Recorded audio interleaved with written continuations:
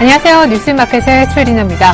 오늘 9월달 선물 옵션 동시만기를 맞고 있는데요. 이미 코스피가 이런 이벤트 데이를 맞기 이전에 약 석 달여 만에 5월 31일 이후 고가인 거의 한 2,000선 정도를 회복하면서 종가 기준 석 달여 만에 2,000선 위에서 전일 마감이 됐었었죠. 자, 내일 마녀가 근데 선물을 줄 것 같습니다. 사실상 내일 마녀가 준다라기보다는 외국인이 내 마녀를 통해서 우리 한국의 고스키 코스피 언니한테 선물을 주고 있는 듯합니다. 오늘 심술은커녕 선물을 어느 정도 받을 수 있을까가 오히려 관심사인데요. 지금 시장은 더 많이 오르면서 2,000선 굳히기 시도를 보여주고 있습니다. 어제도 의외로 약간 쉬어갈 듯 하다가 결국 2,000선을 막판에 회복하는 저력을 보여줬었는데 최근에 그런 패턴을 감안한다면 오늘도 여기서 크게 빠지지 않을 것이라는 왠지 모를 믿음도 생기죠. 자, 뉴욕 증시부터 분위기 간단하게 살펴보고 더욱 중요한 우리 시장 분석도 이어가 보겠습니다. 뉴욕 증시는 혼조세로 마감이 됐었죠. 보시면 파란불을 나홀로 켜고 있는 스탠더드 포어스 500 지수가 하락을 했고요. 나스닥과 다우존스 산업평균지수는 간밤에 상승을 했었습니다. 나스닥은 근데 조금밖에 오르지 못했죠. 다우가 135포인트 추가로 상승한 데 반해서 왜 이렇게 나스닥은 작게만 올랐을까요? 잠깐 이제 차트 보여드립니다. 오늘 차트가 느리네요. 오늘 사실 애플 주가가 급락을 했었거든요. 아마 그 여파가 좀 있는 것 같습니다. 애플이 아이폰 5S 그리고 아이폰 5C를 잇따라 공개했었는데 신제품에 대한 그런 어떤 우려와 실망감이 애플 주가를 급락시켰었죠. 사실 간밤에는 갭 하락을 동반하면서 애플 주가가 급락했었는데요. 역시 그 같은 여파로 기술주가 많이 몰려있는 나스닥의 영향력이 조금 미치지 않았나 이런 생각이 듭니다. 사실 좀 안타까운 것은요. 애플 컴퓨터는 전문가들이요. 일단 주가 전망 자체도 상당히 안 좋은 분위기로 지금 바뀌고 있는데요. 잠깐 차트를 보시겠는데요. 그것이 이제 애플 주가 차트가 되겠습니다. 사실 500불 정도에서 회복하고 여기서 중요한 기로점에 놓여 있었는데 신제품 출시 이후에 사실 요 3% 2%대 하락 정도는 괜찮았었는데요. 간밤에 갭 하락하면서 거래가 많이 실린 것이 좋지 않아 보입니다. 전문가들도 사실 지금 애플의 목표 주가 자체를 하향 조정하고 있는 그런 추세입니다. 하지만 대조적으로 좀 상당히 좋은 주가 흐름을 보였던 종목이 있습니다. 오늘 제 컴퓨터가 하나하나 일일이 좀 쳐야 되는 그런 오작동을 하고 있는데 잠시 후에 말씀드리겠지만 약간 거래소처럼 HTS가 움직이고 있습니다. 바로 다름 아니라 페이스북 주가인데요. 페이스북 주가 흐름 한번 보실까요? 이것이 상장된 지 얼마 안 된 따끈한 페이스북의 주가입니다. 사상 최고치를 경신하고 있죠. 이제 주당 45불 정도까지 회복을 했는데요. 모바일 쪽의 수익 개선 기대감 때문에 올랐다라는 분석입니다. 잠시 후에 이 애플과 페이스북의 주가 희비가 엇갈린 것이 국내 관련주에 어떤 영향력을 주는지 여실히 드러나고 있는데 함께 살펴보기로 하죠. 오늘 제 HTS가 약간 느린 관계로 그리고 별로 흐름이 중요하지 않은 관계로 일본은 생략을 좀 하겠고요. 중국 상해종합지수를 좀 곧바로 보려 합니다. 중국에 앞서 닷새 연속 달렸었는데 약간 부담감이 있는 것 같습니다. 오늘 좀 쉬어가네요. 상해종합지수 0.4%가량 내리면서 2232선 정도에서 움직이고 있습니다. 잠깐 차트 보시면 이런 모양이죠. 지금 의외로 빠르게 올라온 다음에 약 석 달 내 최고치를 경신했었고 거의 6월 초 정도의 가격인데요. 조금만 더 오르면 5월 말 6월 초 고점인 2330선까지도 올라가 볼 수가 있겠습니다. 아주 재밌는 것은요. 이 가격대가 3월 말 3월 중순 정도의 고점과도 일치하는데 2300선 회복을 앞두고 일단 조금 쉬어갑니다. 리커창 총리가 상당히 좀 중요한 발언을 했습니다. 소위 하계 다보스 포럼이라고 불리는 세계 경제 포럼 WEF에서 계획 연설자로 나서면서 이런 얘기를 했죠. 올해 중국의 성장률 7.5% 무난하게 달성할 것이다 라고 했는데 이미 전일에 중국장이 오른 원인으로도 UBS 증권 등 다른 IB 쪽에서 중국의 성장률을 상향 조정한 것이 그 원동력이 되었다라는 분석이 있습니다. 중국 올해 성장률 상향 조정 움직임이 여기저기 나오고 있다는 거. 최근 잇따른 지표 개선 이후에 이런 긍정적인 움직임들 주가 부양에 도움을 주고 있습니다.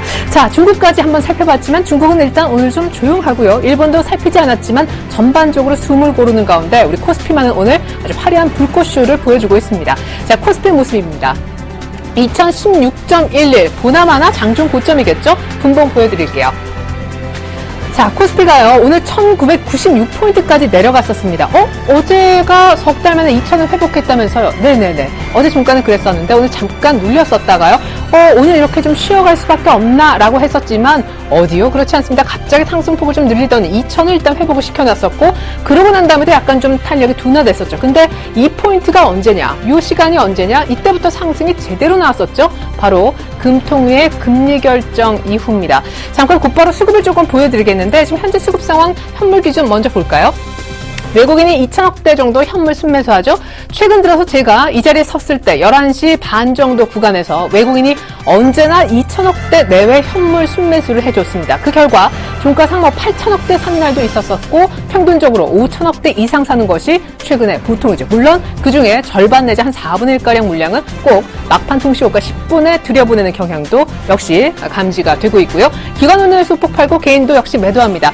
자, 잠깐 외국인들의 문제 선물 지금 매매 어떻게 하고 있는지 보여드리겠습니다. 제가 아까 금통위 이후에 갑자기 지수 상승폭이 늘어나기 시작했다라고 말씀드렸는데 그 근거는 바로 여기에서 찾을 수 있습니다. 외국인들이 지금 현재 선물 한 3,300계약 육박하게 사고 있는데 이 흐름이 바로 금통위 금리 결정, 금리 동결된 이후에 나오기 시작했습니다. 잠깐 선물 차트를 좀 열어봐야 될 것 같아요. 사실 선물 쪽에 오늘 파생 전문가는요. 지금 현재 264.11 정도 하고 있는데 266 정도까지 264까지 올라왔군요. 266까지 오늘 잘 하면 갈 수 있겠다라고 했습니다. 자, 지금 한 5분봉 정도로 보고 계신데 최근에 한번 오늘 흐름을 좀 키워보자고요. 자, 조금 지지부진하다가 10시 반 정도 구간에서 아주 중요한 양봉이 출현했고요. 이걸로 끝이 아니었습니다. 또 하나의 양봉, 점점 더 커지는 양봉 속에 조금 전에 약간의 일단 오늘 고점을 찍은 결과 265선까지 지금 언저리 회복이 되어 있는 상황입니다. 외국인들을 이렇게 끄는 것이 얼마나 중요한 일인지 잠깐 수급을 지금 선물 쪽에 조금 더 자세히 살펴보기로 할까요? 자, 오늘 얼마나 더 갈 수 있을까? 지금 파생 전문가가 얘기한 거의 맥시멈까지 266대 바로 목전까지 왔는데요.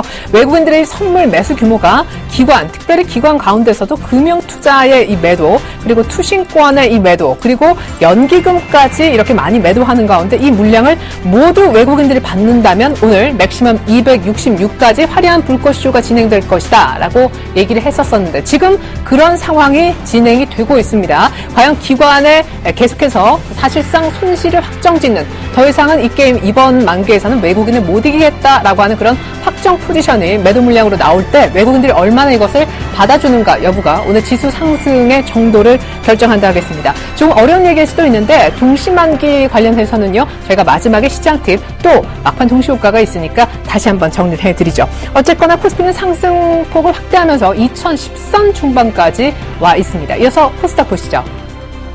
코스닥은 오늘 사실 더 빨리 달리는 듯 했지만 코스피가 의외로 힘을 내면서 0.5%대 상승하는데 반해 오늘 약간 상승 탄력은 적어 보입니다만 뭐가 반갑죠? 530선을 회복했다는 사실이 참 반가운 대목입니다. 벌써 4월 연속 오르고 있는데요. 자, 코스닥의 오늘 장 개시 이후에 현재까지 흐름 보시면요. 역시 소수점들이 등장하고 있죠. 529선 거의 한 30선 언저리에서 빠르게 좀 출발해 줬었고요. 많이 가봤자 한 531선 정도가 고작입니다. 532선 언저리 까지 간 것이 오늘 코스닥의 맥시멈이고요. 그냥 그럭저럭 출발한 다음에 약간 상승폭 키웠던 초반 외에는 별로 움직임에 관해서 얘기할 것은 없어 보이죠. 코스닥의 수급입니다. 최근에 코스닥이 3거래일 연속 오를 때 그나마 도움이 됐던 것은 계속 코스닥의 회복을 노리는 개인 말고 주체를 굳이 꼽으라면 외국인이 되겠는데요. 외국인이 오늘은 사지 않습니다. 하지만 많이 팔지도 않죠. 물론 최근에 외국인이 많이 사는 것은 아니었습니다만 기관처럼 많이 팔지는 않았습니다. 오늘 기관, 외국인 코스닥에 신경 쓸 겨를이 별로 없어 보입니다. 외국인도 일단 많이 판단하기보다는 별로 코스닥을 오늘 살 겨를이 없어 보이죠.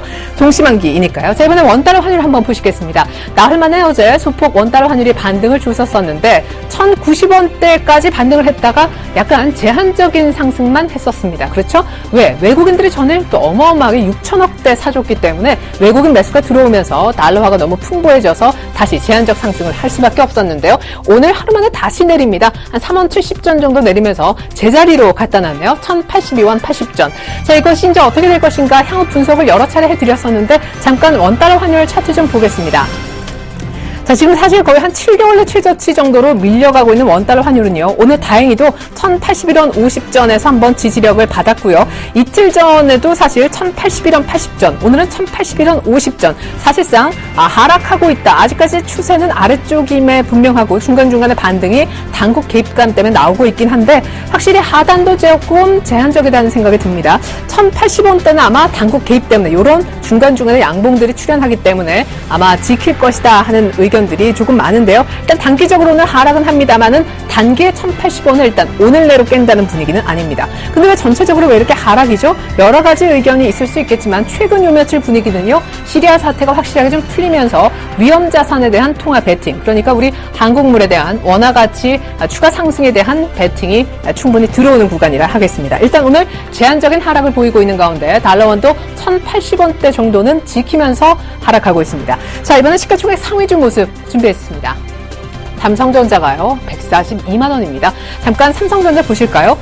어제 종가에도 사실 140만 원이 되면서 지수가 올랐었죠. 이런 것은 결국 외국인이 비차익을 통해서 막판에 한 2천억씩 쑥쑥 들어오는 영향이다라고 보여집니다. 이렇게 어제도 음봉으로 밀리는 듯하다가 결국 쑥 끌어올리면서 140만 원에서 마감시켜주는 모습에 이어서 자, 오늘 분봉 보시겠어요? 역시 외국인들이 쭉쭉쭉 사면서 10시 반 이후에 요 눌림목 이후 지금 삼성전자 분봉인데요. 외국인들이 선물을 급격하게 사들어갈 때 삼성전자도 역시 발맞춰서 상승폭을 빠르게 키워주는 모습. 조금 전까지만 해도 130, 141만 원 정도 구간이었었는데요. 이제 200일선은 143만 3천 원까지 보여주고 있습니다. 사실상 6월 초에 여기는 갭 발생했던 구간이기 때문에 150만 원까지는 무리라 할지라도 140만 원이 참 멀어 보였던 삼성전자가 이제 142만 원까지 하고 있네요.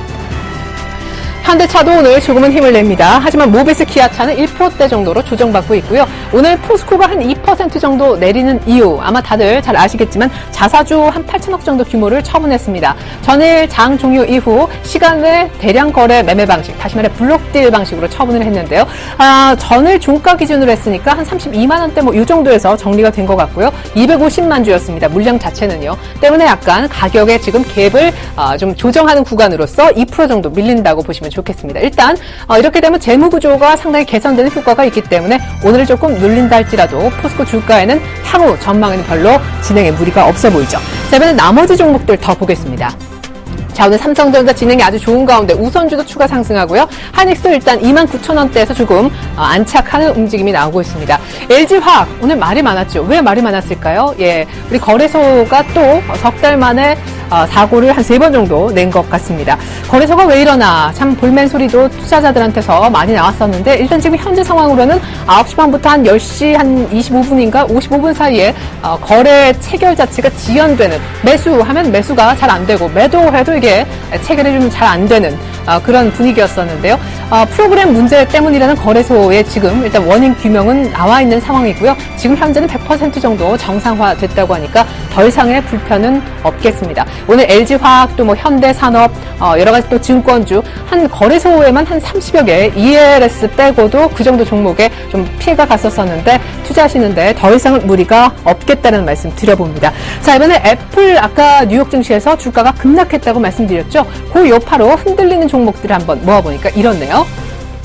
어제 이미 신제품이 공개가 된 상황에서 어제 누가 많이 밀렸었죠? LG 디스플레이가 오늘 또 밀립니다. 이렇게 되면 이틀 연속 긴 음봉, 별로 좋지 않은 진행이고요. LG 이노텍도 일단은 파란불에 동참하고 이랄컴도 3%대 약세. 실리콘웍스가 참 재밌는데 잠깐 차트 보겠습니다. 실리콘웍스는 외국인 때문에 한번 급등을 했었고요. 그러다가 애플의 신제품이 마음에 안 들고 사실상 많은 이들로부터 실망감을 자아내면서 어제 제대로 한번 급락을 했었습니다.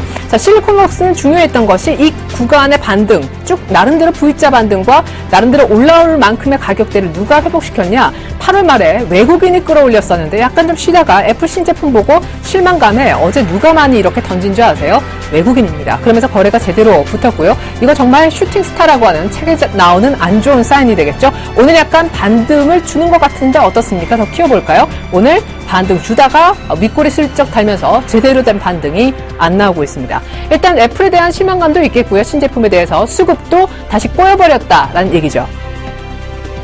자, 그렇지만 페이스북 주가는 사상 최고치를 찍었다라고 말씀드렸는데 관련해서 좀 비슷한 일을 하는 우리나라 종목들도 오늘 기세가 아주 등등합니다.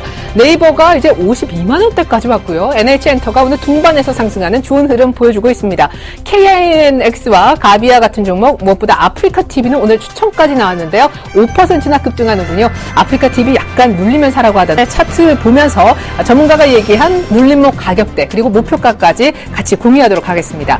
자, 아프리카TV는 매수가를요, 16,600원대, 10,000원대 초반에 사주시면 좋을 것 같아요. 오늘 사실상 저가가 16,000원인데요. 이러다가 또 음봉을 조금 밀릴 수도 있습니다. 이미 지금 상승폭이 다소 줄어있는 그런 상황인데 약간 지금 곧바로 말고 눌림시 매수해 주셨으면 하고요. 목표 가격은요, 이전 고점이라 할 수 있는 요 12,600원대 이상 13,000원대까지 잡아보시되 손절 가격으로는 이 손절가 반드시 잡고 들어가야 된다고 합니다. 10,000원대 정도 이전 저점인 최근의 저점 잡고 대응하시면 좋겠는데 아프리카TV 싸게 사면서도 왜 이렇게 손절가가 10,000원으로 타이트해요? 라고 물어보시나 보세요. 매수가는 16,000원, 손절가는 10,000원. 샀다가 좀 빠지면 팔아야 되네. 네, 그 정도로 이 종목은 약간 고평가되어 있는 종목이기 때문에 손절가가 상당히 타이트하게 제시됐다는 거 참고 부탁드리겠습니다. 네, 이번엔 나머지 종목들, 특별히 최근에 신재생 관련주가 분위기가 꽤 괜찮은 트렌드죠. 오늘도 단조주가 난립니다. 현진소재 용연비염이 이틀 연속 상한가에 이어서 이러다가 또 상한가 갈지 몰라요. 이런 종목도 무섭더라고요. 아니, 초반에 상한가 가든가, 그렇죠? 아주 마지막에 상한가로 말아 올리든가 해야 되는데 장 시작 한 1시간 만에 상한가? 그러고는 쭉 상한가. 또 상한가는 오늘 못 가겠거니 했는데 의외로 한두 시에 상한가 해서 끝까지 풀리지 않는 이런 매수세를 강력하게 받고 있는데 오늘도 두 자릿수 때까지 오르는 용연 BM 지금 4월 연속 급등하고 있죠. 성광밴드는요, 이 종목들은 이제 밑에서 급등하고 있는 것이고 성광밴드는 1%대 정도밖에 오르고 있는 것 같지 않아 보여도 오늘 미국도 풍력시장 기대감이라는 해석이 뒤따르면서 신고가를 내고 있는 중입니다. 태광 어제 태광인가 9% 올랐어요. 오늘 약간 눌리는 거만 자연스럽고요. 아직까지 진행이 어마어마하게 좋습니다. 인화전공이라는 종목은 오늘 소개 차원에서 말씀드리는데 전문가들이 이 단조주 가운데 하나의 테마로도 볼 수 있다고 해요. 조선 이 선박의 엔진을 만드는 그런 기업인데 약간 숨은 수혜주라고 해서 어제 또 아는 분들은 알더라고요. 많이 매매했는지 어제 급등하고 난 다음에 오늘 약간 눌리고 있습니다. 한 7,000원대 정도 종목인데 단조주 가운데 인화전공이라는 종목도 있다는 거 알아두시면 좋겠어요. 나머지 단조주는 분위기만 보겠습니다. 동성화인텍 말씀드렸죠. 한국카본 오늘 뭐 다 파란불이지만 1%대 이상 크게 밀리는 종목은 없죠. 오늘 자연스럽게 매물 소화해내는 그런 모습이고요. 신재생 관련주 가운데 어제부터 무섭게 뜨기 시작한 섹터가 있습니다. 바로 태양광주죠. OCI가 어제 의외로 쑥 올라오는 차트였는데 오늘도 3% 가까이 한화케미칼이 2만 원을 찍었습니다. 자, 어떤 느낌인지 한번 보시겠어요? 자, 한화케미칼이 2만 원까지 올 때 이런 상승이 나오고 있습니다. 지금 거의 U자로 이렇게 급하게 돌리는 상승. 이게 한화케미칼의 차트인데 9월 한 달 동안만 얼마나 올랐나 한번 볼까요? 네, 9월 한 달 동안만 한화케미칼이 15%나 급등했습니다. 이런 가운데 OCI도 역시 뭐 태양광 하면 대장은 OCI죠. OCI도 벌써 이런 차트. OCI가 시작했고 한화케미칼이 뭐 뒤따라가고 이런 느낌도 누구가 먼저라 할 것 없이 지금 모두 강력한 상승세를 보여주고 있고요. 전문가들은 S에너지를 중소형 태양광 가운데 탑으로 보고 계신 분들도 오늘 있었습니다. 전일에도 두 자릿수 상승 비슷하게 하다가 종가 기준 9% 정도 급등했었는데 오늘 약간 상승하다가 밀리는 듯 하지만 S에너지를 좀 주목하자라는 의견도 태양광 중소형주 관련해서 나왔으니까 알아두시면 좋겠어요.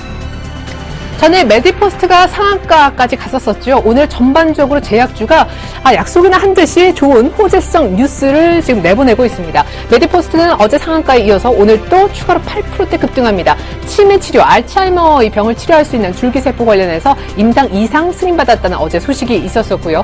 BGX 인터라든가 마크로젠, 시젠 등을 준비한 것은 이 세 종목은 모두 유전자 분석 관련된 기업인데 BGX 인터는 어제 이미 로슈하고 얘기 나오면서 급등을 했었었고요. 오늘 추가 상승하다가 상승세가 약간 줄었고 시젠도 어제 5%대 정도 급등했었는데 오늘 약간 그냥 조용한 정도입니다. 지키는 거죠. 마크로젠은 오늘 또 3% 정도 추가 상승하고 있는데요. 아미코젠이라는 종목 처음 보시죠? 5만 원대 정도 하는 종목인데 오늘 코스닥에 신규 상장된 종목입니다. 이런 거 차트 열어보면 조금 웃기긴 한데 그래도 한번 열어봅시다. 자, 아미코젠 오늘 시가가 5만 원이었었고요. 이게 공모가 대비 한 200% 정도 급등한 정도에서 시가가 형성됐고 공모가 2배에서 시가가 만들어진 다음에 곧바로 상한가까지 올렸으니까 전문가들은 그렇게 얘기하더라고요. 요거도 이제 바이오 기업이 되겠는데 오를 만큼 다 오른 거다라고요. 그 얘기인즉슨 이제 물량이 조금 나올 수 있으니까 좀 대비가 필요하겠습니다. 특징주 보시죠. 오늘 특징주 한 6개 정도 준비했는데요. 미디어 플렉스가 또 한 4% 정도 오릅니다. 발빠른 분들은 어제 이미 관상을 보셨더라고요. 꽤 재미있다. 미스터 고 때문에 상당히 부진했었던 미디어 플렉스가 이제는 좀 갈 거다라는데 다들 한 목소리를 내고 있는데 현재가 정도에서 매매가 충분히 가능하겠고요. 목표 가격은 5,500원 정도 얘기가 나오고 있습니다. 3위 갖기는 스탠웨이 지분, 사실 공개 매각에 참여하지 않겠다라고 했는데 일단 잔여 지분 오늘 모두 다 털어내면서 1,700억 정도 일단 돈을 확보를 했습니다. 오늘 2% 가까이 오르는데 사실 한번 급등을 했었거든요. 상승폭 그대로 다 빠져서 거의 어제 종가와 40원 차이밖에 안 나고 있습니다. 발빠른 분들 매매 다 했다라는 얘기죠. 동부건설이 상한가까지 갔는데 동부익스프레스 자회사를 갖다가 Q캐피탈 쪽에 매각을 한다라는 소식, 매각됐다라는 얘기 나오면서 상한가에 안착해 있고요. 락앤락을 왜 준비했느냐? 잠깐 락앤락 차트를 보여드리겠습니다. 이거는 지금 최근에 아무도 얘기를 안 하는데 제가 이것저것 그냥 꾹꾹 눌러보다가 이 종목 찾아냈습니다. 뭐 매수하기 좋다. 저는 전문가가 아니니까 그런 말씀 드리긴 좀 못하지만 어제 일단 7% 정도 이렇게 급등을 했습니다. V자 반등을 하는 것 같다가 약간 한 달 반 정도 조정받았고요. 어제 매수세가 제대로 한번 출현했었는데 수급 보니까 어제 외국인 기관 다만이 쌍끌이로 샀더라고요. 오늘 약간 윗꼬리가 달리면서 제한적으로 상승하는 듯 싶지만 어제 급등 때문인 것 같고요. 오늘 추가로 더 상승하고 있습니다. 락앤락 얘기였고요. GKL은 이제 곧 있으면 CEO가 바뀐다고 하죠. 5% 정도 급등을 합니다. 어느덧 35,000원까지 올라왔네요. 오늘 미국의 온라인 업체하고 계약 맺었다라는 소식에 단알이 10,000원대를 회복하고 있습니다. 오늘 선물옵션 동시만기 현재가도 2,015선 중반 정도가 유지되고 있는데 특별히 파생시장 전문가를 모시고 오늘 만기 어떻게 될까요? 정말 내 마녀는 선물을 줄까요? 심술이 아니라 물어봤습니다. 결과 잠깐 화면을 통해서 같이 확인해보죠. 결론은요, 맨 윗줄에 아주 크게 적혀 있네요. 매수 우위가 전망된다라는 얘기입니다. 첫 번째로는요, 프로그램은 차익과 비차익으로 일단 이루어지고 있다라는 것을 이해하신다면 차익 쪽에 매수가 잡히냐, 비차익 쪽에 매수가 잡히냐, 둘 다 매수가 잡힐 수 있느냐, 이거에 대한 고민이 좀 필요하겠는데, 먼저 차익 쪽에 매수가 잡힐 수 있느냐 부분을 잠깐 보면요, 순차익 잔고가 현재 약 3조 3천억 원 정도로 올 들어 최고치, 최저치 정도입니다. 이미 좀 매물이 좀 나왔었고요. 매물이 언제쯤 소화가 좀 됐냐고 제가 물어보니까, 요때 있죠? 외국인들이 한 12,000계약 정도 선물 이렇게 팔았을 때, 8월 21일, 요럴 때 좀 순차익 잔고가 많이 정리되는 그런 흐름이었다라고 합니다. 그러니까 쉽게 얘기하면은, 이게 물량이 많으면 많을수록 오늘 충격으로 나올 매도 물량이 잠재 물량이 많아지는 건데 이게 물량 나올 게 역대 최저래. 올 들어 최저래. 그러니까 물량 부담이 별로 없는 거죠. 미리 이미 다 물량은 나왔다라는 얘기가 되겠고요. 또 한 가지 차익과 비차익 부문으로 프로그램이 이루어진다라고 말씀드렸는데 차익 얘기는 나올 물량이 없다는 얘기를 방금 드렸고 비차익은 그럼 물량이 나올 수도 있겠네? 라고 물어보신다면 잠깐 이것을 좀 봐주시기 바랍니다. 자, 비차익은요. 최근에 한 11거래일 연속인가 계속해서 매수 우위가 기록이 되고 있거든요. 이제 오늘까지 포함이 되네요. 비차익. 지금 오늘까지 포함하면 13거래일 연속. 한국 증시 차별화된 매력 때문에 외국인들이 바스켓으로 차익은요. 그리고 선물의 가격 차를 이용해서 잠깐 그 차익을 노리고 들어오는 매매를 얘기하는데 그런 거랑 상관없이 그냥 바스켓으로 한국 몇몇 주식을 싸잡아서 사는 것을 비차익이라고 하는데 한국을 얼마나 좋게 보고 있길래 선현물 가격 차와 상관없이 비차익으로 11거래일이나 사고 있을까요? 이런 트렌드가 이어진다면 차익에서도 나올 물량이 없고 비차익도 이런 추세는 이어질 것이다 라는 분석이 나옵니다. 자, 그리고 난 다음에 이제 선물옵션 동시만기에 꼭 봐야 되는 것이 두 가지가 더 있습니다. 베이시스라는 선현물 가격 차고요. 지금이 9월 동시만기이잖아요. 9월 물, 이제 9월 물이라고 합니다. 뭐 9월 물건 하는 것처럼 9월 물과 3, 6, 9, 12로 동시만기가 진행되는데 12월 물 사이에 가격차를 의미하는 스프레드라는 것이 있습니다. 베이시스는 지금 제한적으로만 강세를 띠고 있어서요. 이 베이시스 차를 통해서 매매를 한다 할지라도 이거 매매하면은요 거래세를 내야 되는데 뭐 몇 퍼센트 거래세도 채 안 나올 정도로 이게 차이가 미미하다라고 해서 베이시스를 보고는 지금 뭔가 거래하기는 상당히 어려워서 물량이 나오기 어렵고요. 스프레드 9월과 12월 물 사이에서는요 지금 12월 물로 다 넘기는 분위기입니다. 이걸 좀 어려운 용어로 보면 롤오버라고 하는데요. 9월 물에서 다 뭔가 포지션을 확정 지으면서 청산하거나 물량을 내놓는 것이 아니라 일단은 넘기고 보자. 왜 넘기고 볼까요? 이 지금 괄호 안에 있는 내용이 상당히 중요합니다. 외국인들이 9월 달이 아니라 12월 달 정도로 가면 갈수록 한국 증시가 더 좋아질 것으로 보기 때문에 향후 강세장일 것이다 예견하기 때문에 일단 넘기고 본다라는 것이죠. 때문에 오늘도 문제가 없을 거고 향후에도 문제가 없을 것이다 라는 얘기, 스프레드 강세가 뜻하는 말을 또 한번 정리해봤습니다. 자, 시간 관계상요, 이제 코스피 2000 시대가 열렸는데 외국인들이 지금까지 폭풍 매수를 해줬잖아요. 왜 샀는지, 앞으로 계속 살 건지, 그럼 코스피 2000 시대는 어떤 전략을 세우면서 포트폴리오를 짜가야 하는지 세 가지 내용에 대해서 간략하게만 화면 보고 정리해드리겠습니다.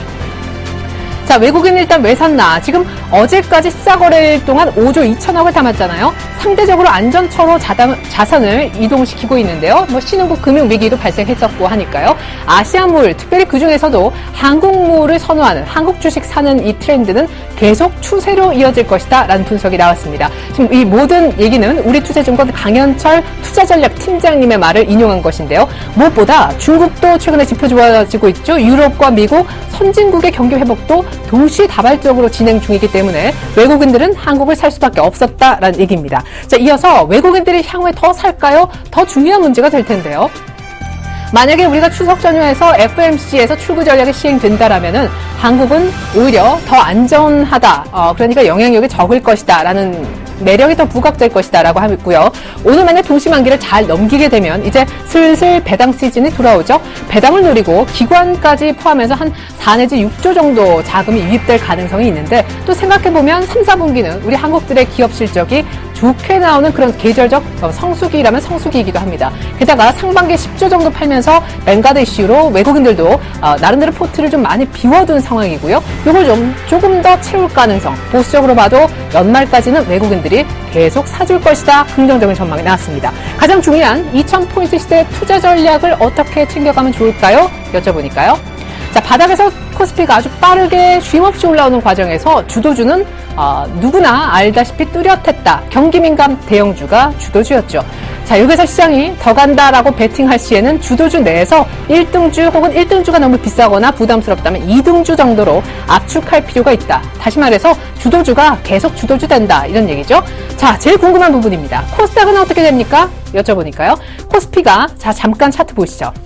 어느 정도 안착이 된 다음에 코스닥이 가네만에 얘기를 해야 된다라고 합니다. 아직은 조금 이른감이 있다고 하는데요. 제일 중요한 것은요. 3전 4기, 4전 5기에 이번에 성공할 수 있을지. 자, 코스피는 2050선 언저리에서 4번이나 부딪혔습니다.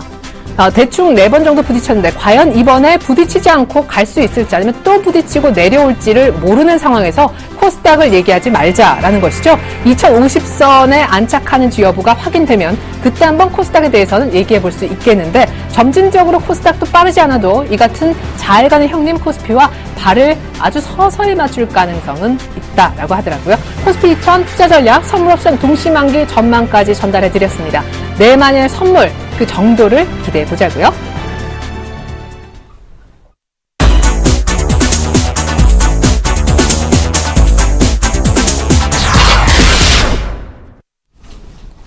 안녕하십니까. 9월 12일 뉴스인마켓입니다.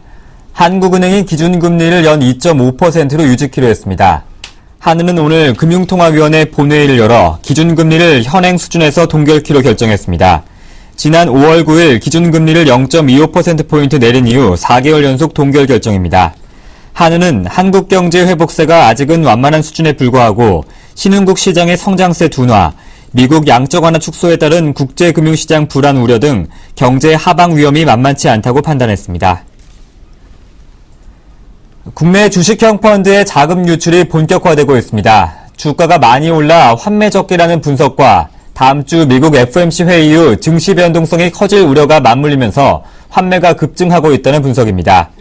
한국금융투자협회에 따르면 지난 10일 상장지수 펀드를 제외한 국내 주식형 펀드에서 2,742억 원이 이탈해 10거래일 연속 자금이 순유출됐습니다. 이는 지난 2월 21일 4,294억 원이 빠져나간 이후 6개월 만에 가장 큰 것입니다. 또한 10거래일간 순유출 규모는 1조 1,272억 원에 달합니다. 미국의 출구 전략이 임박했다는 관측으로 안전자산으로 분류되는 선진국의 국채 가격이 급락하고 있습니다. 로이터 통신에 따르면 미국과 영국 등 선진국의 국채가 올해 들어 모두 2% 넘는 손실을 기록하고 있습니다. 채권 펀드인 블랙록은 이 같은 추세가 이어져 올해 핵심 채권 투자가 손실로 마감된다면 지난 33년 사이 세 번째라고 분석했습니다. 선진국 국채 투자에 손실을 보는 경우가 그만큼 이례적이라는 평입니다. 미국 10년 만기 국채는 수익률이 지난 5월 1.6%대까지 떨어졌다가 1.5%포인트 치솟아 2년여 만에 처음으로 3%를 넘어섰습니다. 채권 수익률이 올랐다는 것은 가격이 떨어졌다는 의미로 영국 국채도 3% 웃돌았고 유로 채권 시장 가늠자인 독일 국채는 10년물이 거의 1%포인트 상승해 2%를 넘어섰습니다. 기아차 노사가 올해 임금 협약에 대해 잠정 합의했습니다. 노사는 어제부터 14시간 넘는 마라톤 협상 끝에 오늘 새벽 2013 임금 협약 잠정 합의안에 합의했습니다. 이는 지난 7월 2일 상견례 이후 2달여 만입니다.